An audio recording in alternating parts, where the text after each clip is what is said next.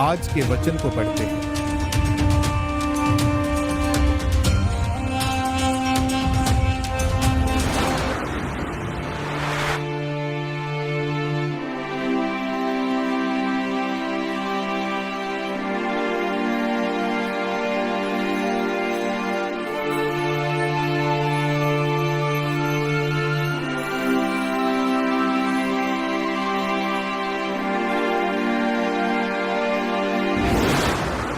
अपने ऊपर ठहराए लोगों की इज्जत करें, जैसा कि पहला कुरिन्थियों 15:58 में लिखा है।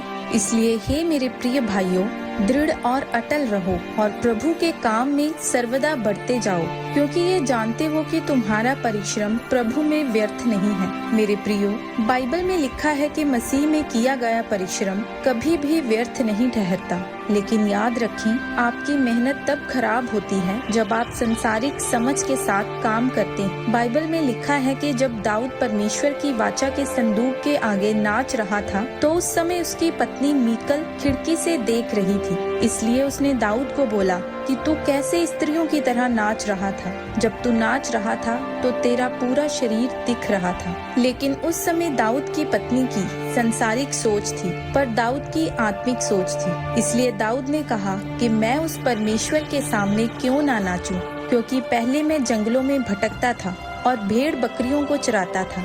लेकिन उस परमेश्वर ने मेरी सुधि ली और तेरे पिता का राज सिंहासन मुझे दिया और पूरे इजराइल का राजा बनाया।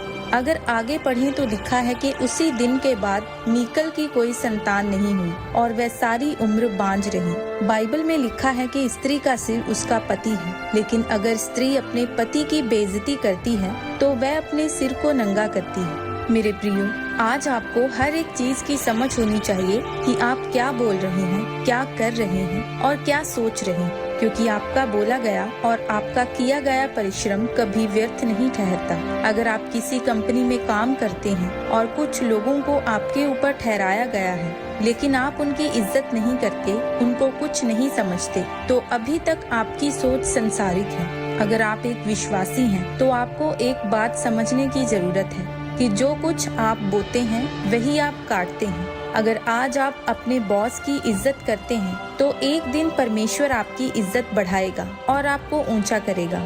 आज कुछ लोग ऐसे हैं जो ये सोचते हैं कि मैं हर रविवार को चर्च जाता हूँ और काम भी करता हूँ, लेकिन मेरे जीवन में कोई परिणाम क्यों नहीं आता। पर उस परिणाम को लेने के लिए आपको कुछ अलग करना पड़ता है। अगर आप एक विश्वासी हैं, तो आपको उन जगहों पर नहीं जाना चाहिए जिनको परमेश्वर पसंद नहीं करता।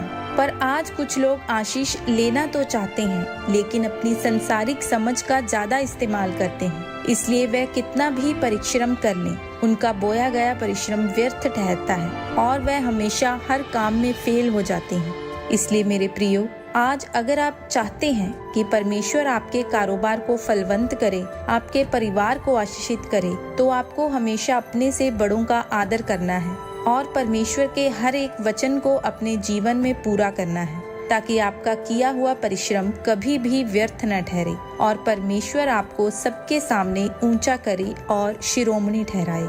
आमीन।